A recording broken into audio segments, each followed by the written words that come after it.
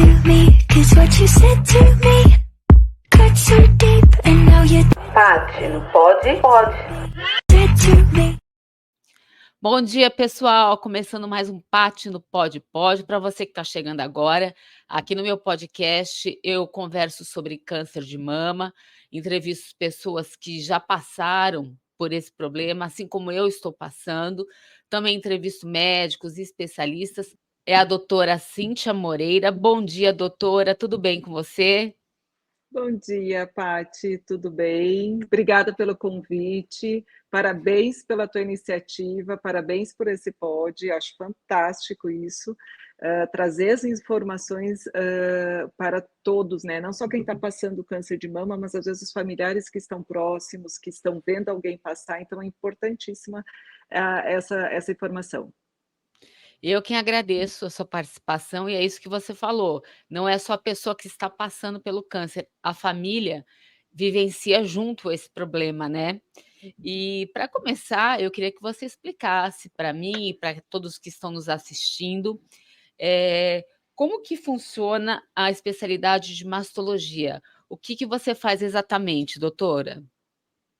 Então, a mastologia ela consiste, na verdade, de cuidar das patologias mamárias, né? As doenças da mama, tanto benignas quanto malignas, e não somente de mulheres. Homens também têm câncer de mama, então isso é muito importante.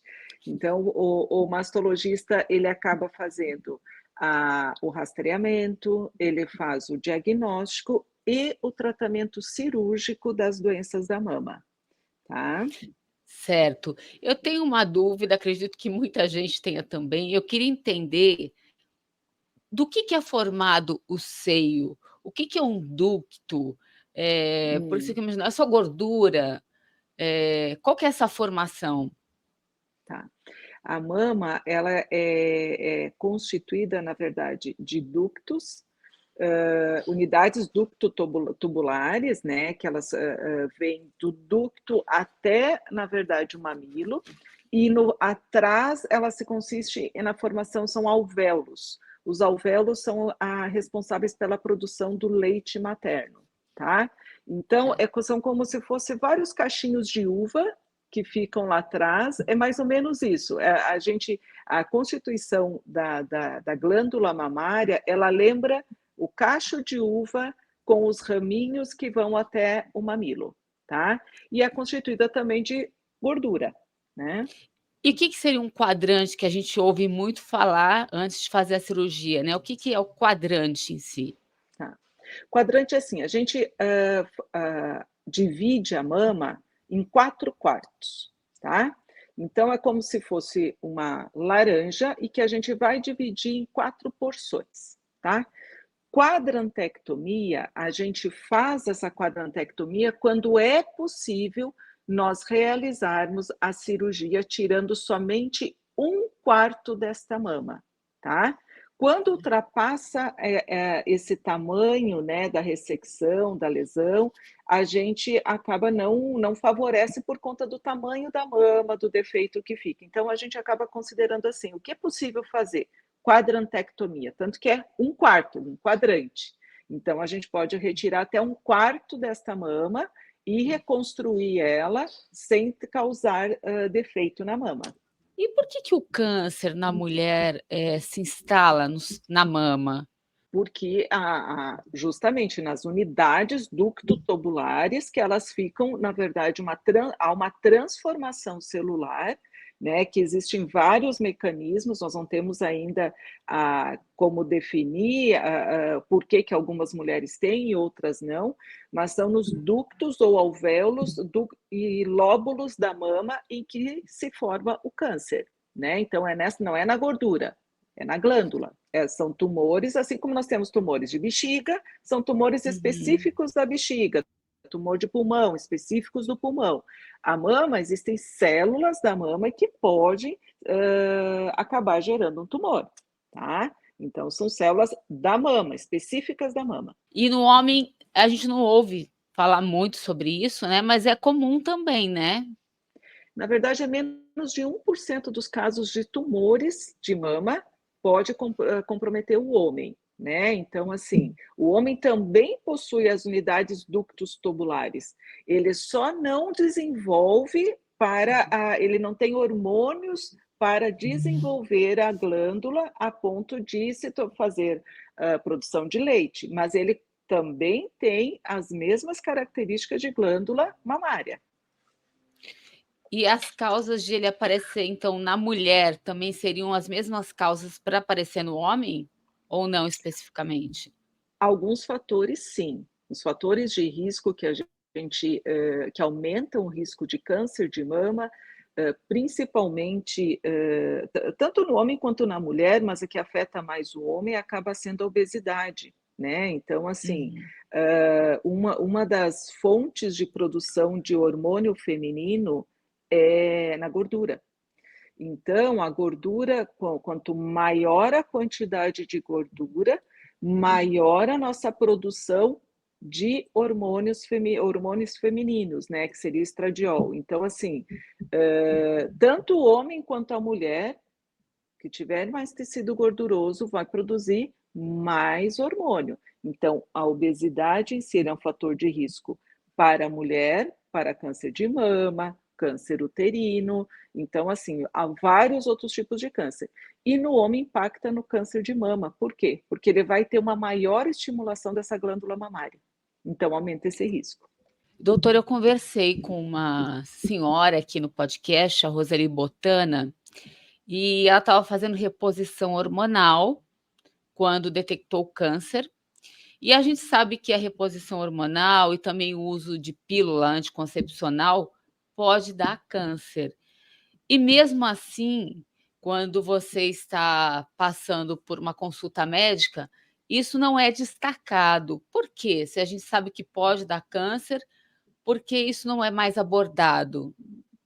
Todos os trabalhos que falam que o fator de causar câncer do anticoncepcional, ele é um fator de risco tão pequenininho que a gente, quando faz pesquisa, a gente avalia se esse risco é um risco considerável, tá? Então, o risco para o câncer, para desenvolver um câncer, acaba sendo muito baixo, que não consegue confirmar esse fator de risco, o uso de pílula, de DIU em si, para câncer de mama.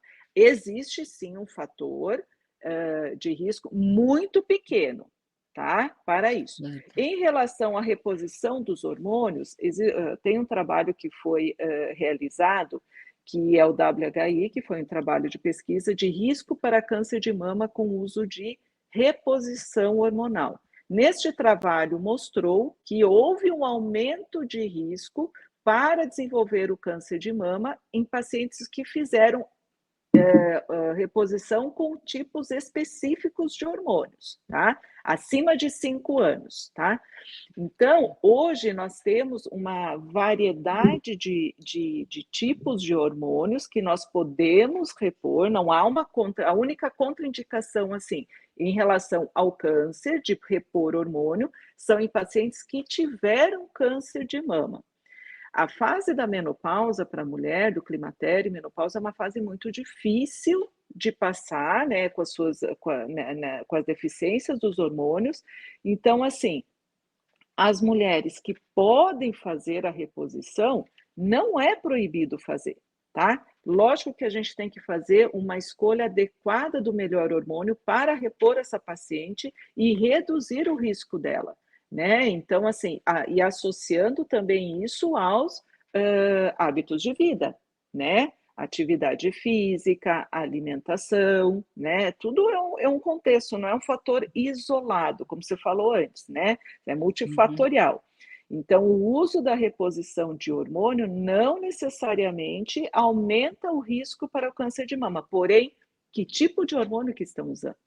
Esse é o maior fator hoje. Nós temos vários tipos de hormônios e várias reposições que as pessoas fazem inadvertidamente, né? Sem ter uma avaliação adequada, que tipo de hormônio que está usando, esse hormônio vai fazer bem, não vai fazer bem. Então, isso é muito individualizado, tá, Paty? Mas não quer dizer que seja proibido, não. tá? Então, no caso da Roseli, né, pelo bate-papo que eu tive com ela, que ela contou, ela estava na menopausa, teria que fazer essa reposição hormonal e descobriu o câncer, e a médica falou que era hormonal. Então, não seria meio que uma roleta russa, assim, você entrar num Hum. beco meio que sem saída, porque você precisa fazer a reposição hormonal, porque os efeitos da menopausa são muito complicados, e você corre esse risco. Não seria meio que uma roleta russa? Não necessariamente, porque não quer dizer que nós temos, na verdade, 3 perfis específicos de câncer de mama, que são os que respondem que têm os receptores hormonais, tem os que não respondem a hormônio nenhum, e tem o que responde a uma molécula específica que se chama HER2, tá? Uhum. Então, assim, não necessariamente você dar hormônio para a pessoa vai causar um câncer hormonal. O câncer hormonal que a gente fala, que são os tumores luminais que respondem aos hormônios, são os tumores mais frequentes da população. Então, não quer dizer que foi porque tomou o hormônio que desenvolveu esse tipo de câncer. Você entendeu? Ela poderia desenvolver qualquer tipo Certo. de câncer. Porém, esse tipo específico é o mais frequente na população, tá? Então, não necessariamente tenha sido por conta do hormônio. Mas existe essa relação e esse medo mesmo. Eu estava tomando hormônio Nossa. e tive câncer. Foi por conta do hormônio. Depende de que hormônio que você está usando, quanto tempo você está usando, você entendeu? Existem outros fatores de risco também que está associado, né? Estão associados, então assim, tem que analisar, não é só o hormônio exatamente. E os outros e o comportamento, como que é o seu comportamento, sua alimentação, o peso, sua atividade Estilo de vida. física, estilo de vida, o alcoolismo, uso de álcool, excesso de álcool é fator de risco para câncer de mama também. Então, assim, existem vários outros fatores que que impactam sim nesse risco, não necessariamente o hormônio. Lógico, quando isso acontece, nós não podemos continuar essa reposição, entendeu? Isso a gente tem que Entendi. parar imediatamente. Em quais casos de um paciente com câncer é recomendado a mastectomia?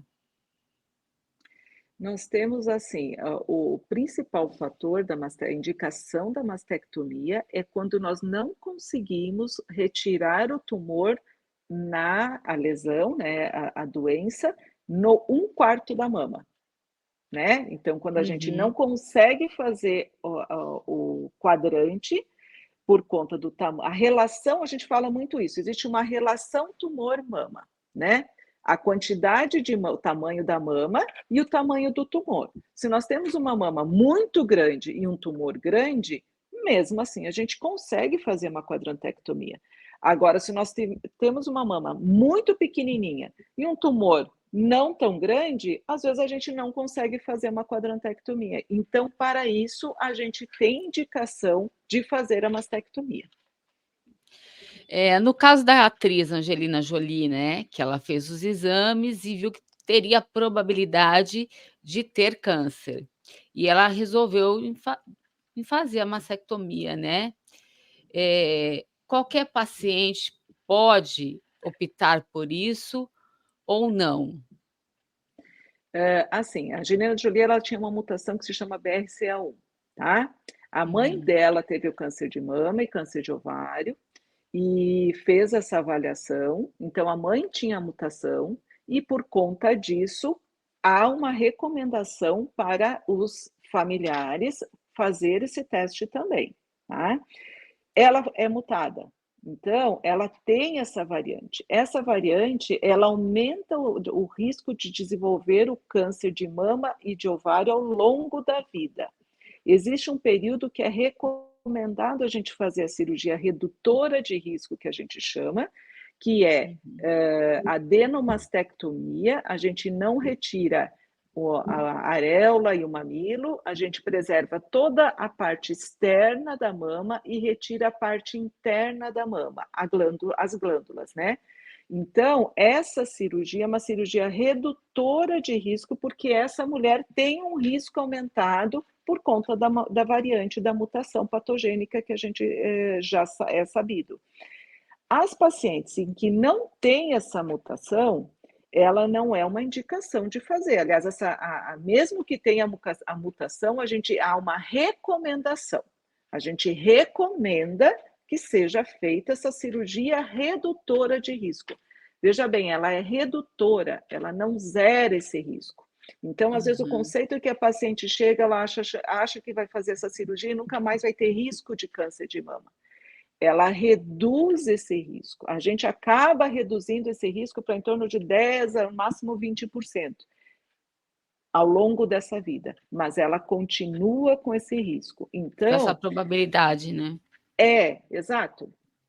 Então, a gente recomenda. A decisão fica com a paciente se quer realizar esse procedimento ou não. Mas a sua pergunta, você falou se todas as mulheres podem fazer isso, né? Isso, exatamente, que nem eu tenho Então, só no quadrante. Se eu optar em fazer mastectomia, eu poderia? teoricamente, você poderia, mas os trabalhos mostram, Paty, que a cirurgia, quando é possível fazer uma cirurgia menor, com o aditivo da radioterapia complementar, ela é melhor do que fazer a mastectomia e não fazer a radioterapia. Isso a gente fala em relação ao controle da doença local, tá? Agora, se por acaso você fizer o teste, o triplo negativo, ele tem a recomendação de fazer a avaliação do teste genético, e você for mutada, tiver alguma variante patogênica de alto risco, e você já tem um diagnóstico de câncer, é recomendado sim você fazer a cirurgia redutora de risco, tá? Então, a cirurgia de tratar a sua mama e reduzir o risco da mama contralateral, tá? Então, hoje a gente fala muito que a mastologia, a oncologia da mama, ela é tratada individualizando paciente a paciente. Cada caso é um caso, né? Então, se é possível, lógico que é, a gente sempre discute isso com a paciente. Eu prefiro fazer a cirurgia. A gente explica exatamente quais são os pontos que é melhor e há uma decisão em conjunto com a paciente sobre isso. Mas como você disse, a pessoa não está livre de ter o câncer novamente, né? Ela pode, mesmo assim, depois de fazer a mastectomia, ter o câncer. Sim, tem um risco menor, mas tem. E por que acontece a recidiva, doutora? A recidiva é um Isso. comportamento do tumor, na verdade. Então, nós tomamos todas as medidas que são necessárias para fazer o tratamento desse tumor, dessa doença. Então, se retira o tumor, se tem indicação de radioterapia, se faz a quimioterapia, a gente faz também. Então, se faz tudo. Existe uma coisa que é o comportamento tumoral. Cada um se comporta de uma maneira em cada corpo. Entendeu? Então, assim, isso vai depender dele, do desenvolvimento dele, desse tipo de tumor. Se ele tem características mais agressivas, de maior risco de recidiva, ele pode voltar sim. Então, a gente faz tudo para não acontecer isso. Lógico que tumores mais avançados, com maior comprometimento de mama, de axila, ele existe uma chance um pouquinho maior de recidivar do que das pacientes que tiveram um tumor muito pequenininho, muito inicial. Então, esse é um fator também de risco, tá? Mas é individualizar. Cada tumor desenvolve de uma forma na paciente. Então, e a resposta ao tratamento é individualizada também. Tem pacientes que respondem muito bem a uma droga e outra paciente não consegue ter a mesma resposta a esta droga, a mesma droga, entendeu? Então é muito individualizado, cada um responde de uma maneira. No meu caso, que é o triplo negativo, né? A gente sabe que é um tumor bem agressivo, que tem muita chance de dar metástase, e eu me preocupo muito com isso, né? Depois que acabar meu tratamento, por ele ser um tumor agressivo, ele tem muita chance de voltar? Depende do tumor, do tamanho do tumor. O triplo negativo, o triplo negativo, o HER2 são tumores que ele tem uma chance um pouquinho maior nos primeiros anos. Então, a gente sempre Uhum. fica nos primeiros 2 anos, que é uma atenção mais de perto, porque o fator de risco maior são nos 2 primeiros anos, né? Então, que a gente faz aquele controle bem de perto para ver se não teve recidiva, tá? Mas o que é importante hoje que a gente tem para avaliar, Paty? A mastologia mudou muito, a oncologia mudou muito, então, ao longo dos anos. Então, os tratamentos, os recursos, as imunoterapias, então, isso modificou essa evolução da doença. Então, pacientes que tinham um perfil de alto risco lá atrás, com essas novas terapias, essas novas drogas, isso mudou completamente essa evolução. Então, a gente tem visto isso na prática, que tumores que a gente tinha muito receio do tratamento, do que seria o futuro, hoje não é mais assim. Então, a gente mudou a nossa visão em relação ao tratamento e ao futuro do câncer, né? Das pacientes em que estão tratando o câncer.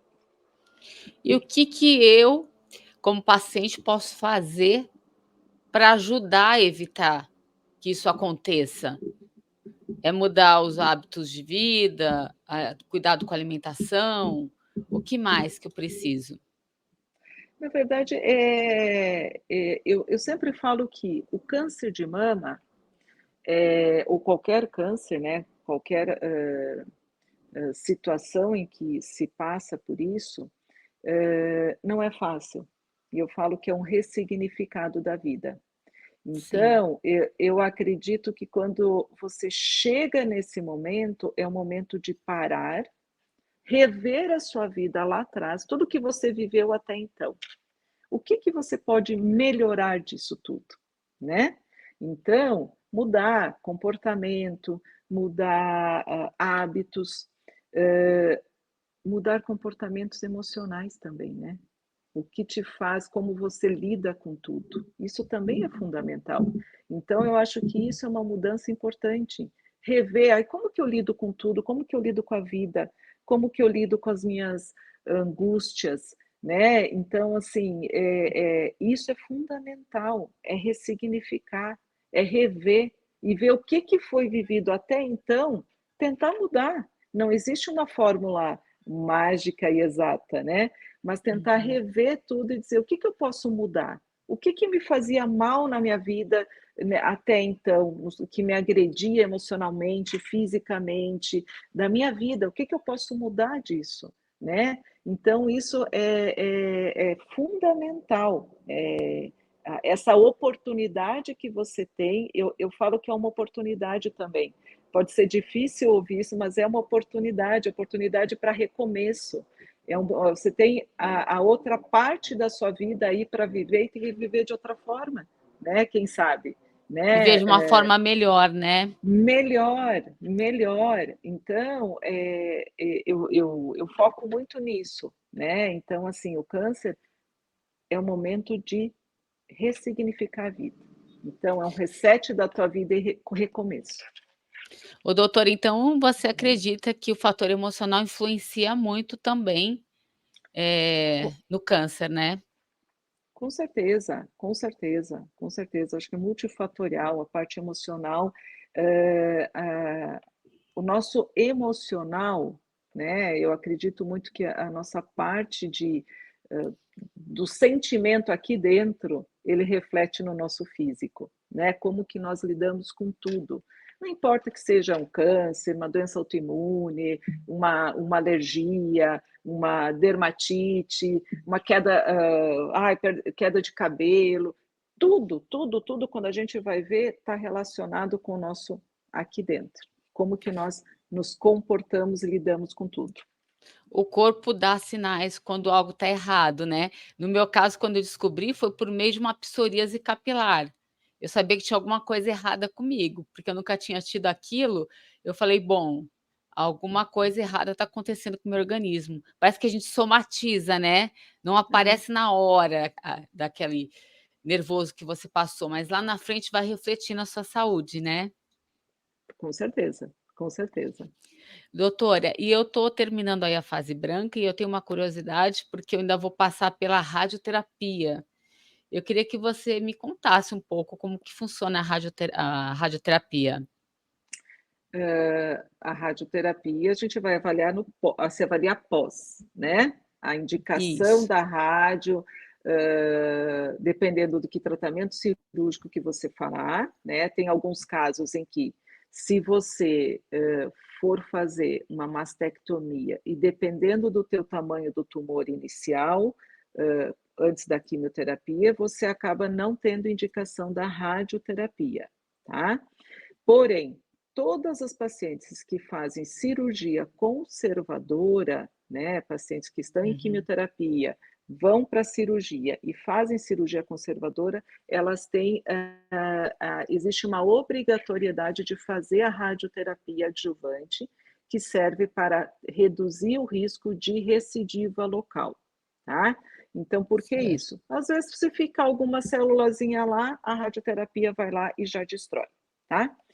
Como que funciona a radioterapia? Se passa com avaliação com o radioterapeuta, que é o médico, e é feito um planejamento da sua mama, do tamanho da mama, da onde estava o tumor, né? Para então fazer as sessões de radioterapia. Quem determina a quantidade, a forma com que se faz, quantas sessões se faz, a dose, é o radioterapeuta, tá? Então, Ah, existem várias formas de se fazer, de número de sessões, menor, 15 sessões, 28 sessões, isso vai depender de vários fatores que o radioterapeuta vai avaliar, tá? As sessões são diárias, né, em torno de segunda a sexta-feira, enfim, de acordo com a programação do serviço em que você vai fazer. Dura um tempo curto, 10, 15 minutos cada sessão, né? É feita essa irradiação na marcação, no planejamento em que foi o que o radioterapeuta fez, né? E é feito até concluir essa dose total programada. e quais são os efeitos colaterais mais comuns? Mais comum que tem efeito colateral é a radiodermite, que é aquela, tipo uma inflamação na pele, que é feito do acúmulo da radioterapia.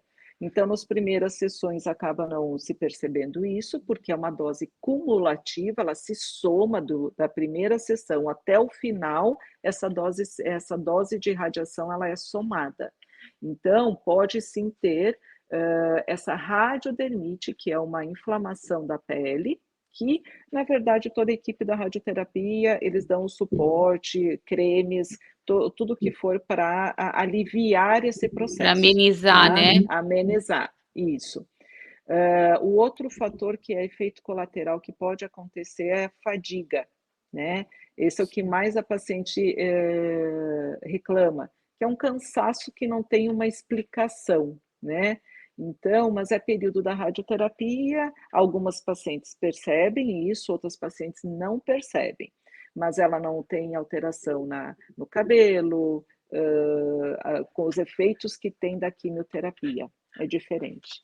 Uma outra curiosidade que eu tenho é a questão do silicone.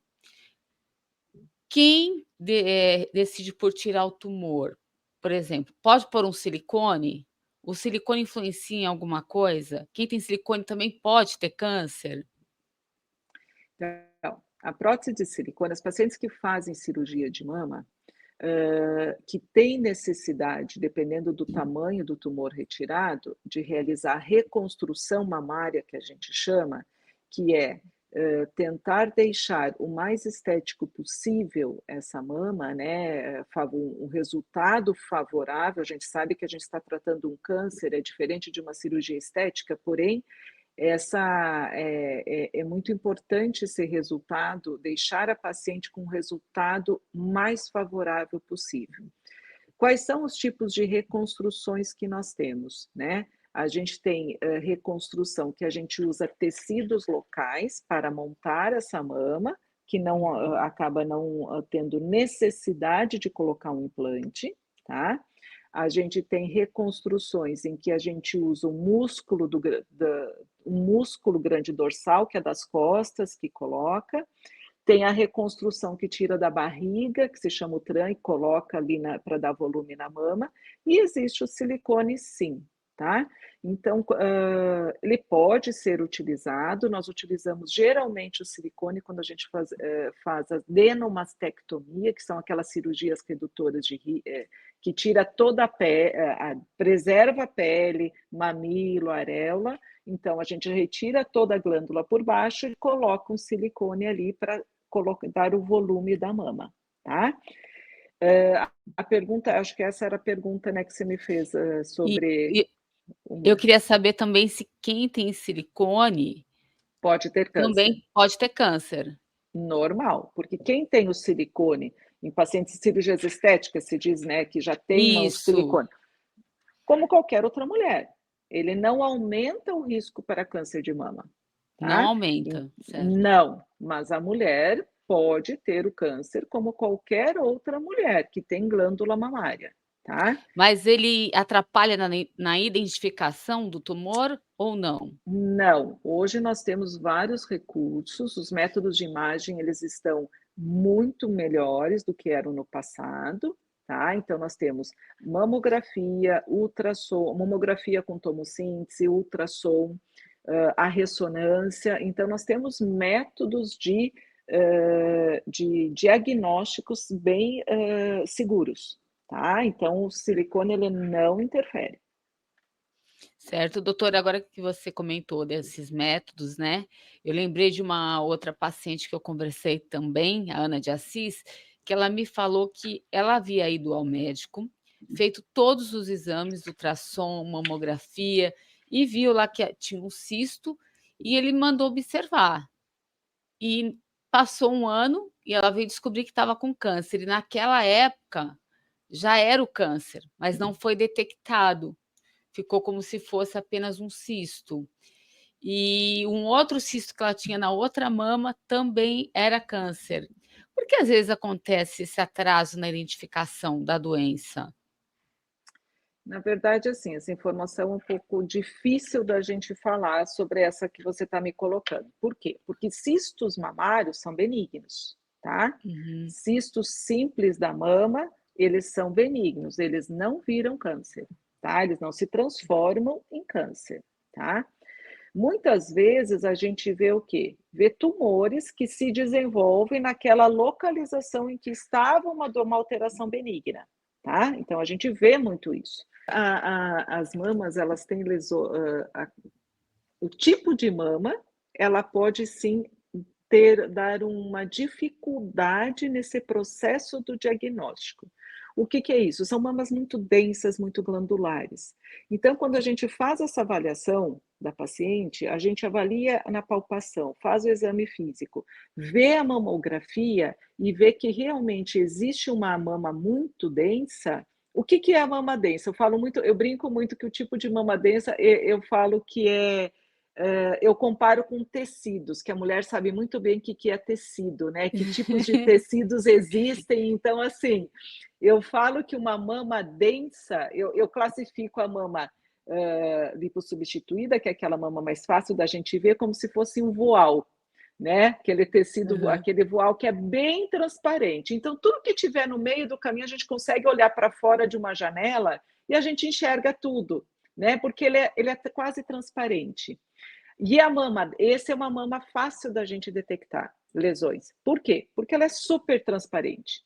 A mama densa, eu falo que é tipo um linho bem, um linho mais forte, firme, sabe? É aquela mama, aquele linho que vai colocar aquela cortina que a gente vai tentar olhar para fora e não consegue ver se tem alguma coisa no meio do caminho, né?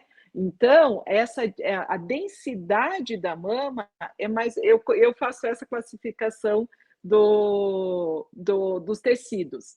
Então, quando eu tenho uma mama muito densa, o que acontece? Eu preciso de um recurso a mais além da mamografia. Não adianta só ver a mamografia, porque eu preciso um outro recurso para avaliar esse tecido adequadamente, que é Ultrassom, se o ultrassom detectou alguma coisa, ou a gente ainda precisa de mais um exame, a gente tem ainda a ressonância para fazer, né? Então, Uhum. um vai complementando o outro. Não quer dizer que não tem, não, minha mama é densa, não vou fazer mamografia. Não, mamografia é fundamental. Existem lesões que são microcalcificações que só são visualizadas na mamografia. A gente não consegue visualizar em nenhum outro método. Então, para você ver que um método complementa o outro, tá? Sim. Então, isso é fundamental, tá? A outra questão, existem tumores que a gente fala que são tumores de intervalo. São aqueles em que você faz mamografia, faz o ultrassom, tá tudo bem. No ano seguinte, já está detectando um tumor. Mas como assim? Eu fiz o exame ano passado, estava tudo normal. Como que agora eu já tenho um tumor aqui? São tumores que têm um crescimento muito rápido e que neste mesmo que seja um intervalo, às vezes 6 meses, um ano, ele já se torna palpável, visualizado na imagem e que olhava na anterior não tinha nada.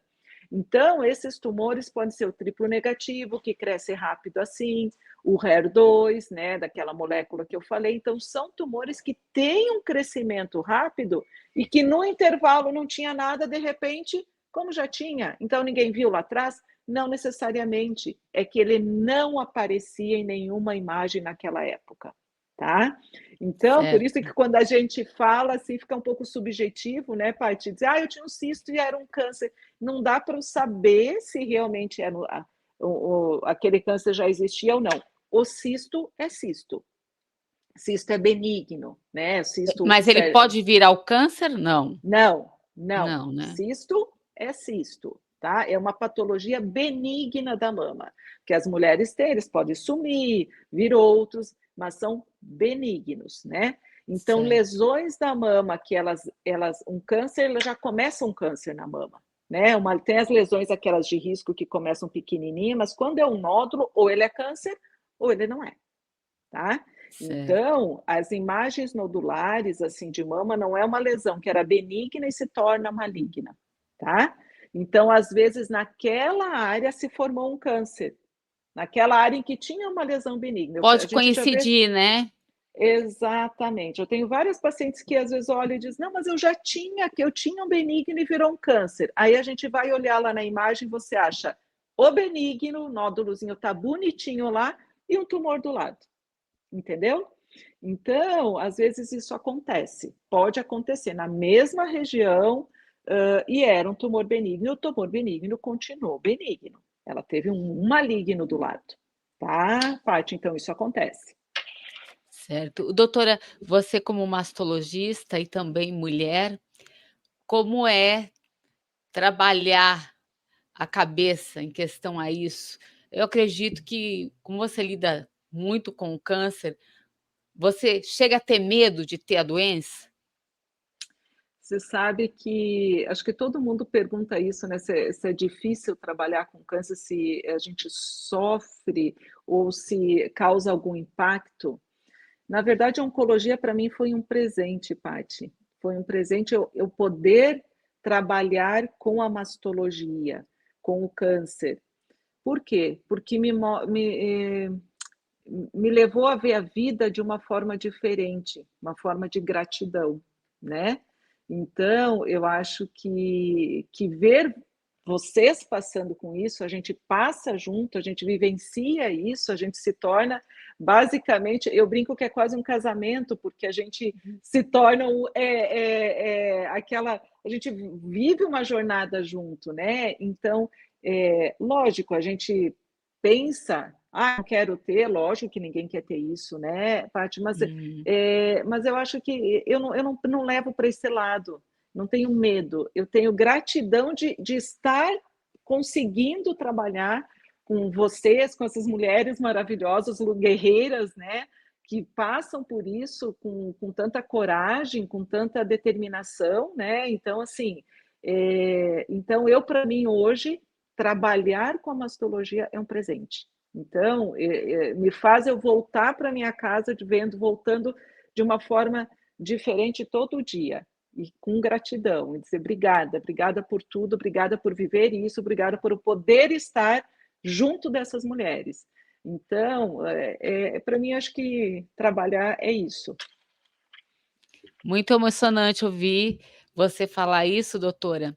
Aí agradeço demais todos os esclarecimentos. Tenho certeza que vai ajudar muitas mulheres, porque às vezes o que falta é um pouco mais de informação. Então agradeço Com demais sua certeza. disponibilidade, viu? Ai, obrigada, linda. Obrigada por estar aqui, foi fantástico. You are dead to me, 'cause what you said to me cut so deep, and now you're Tati, não pode? Pode. dead to me.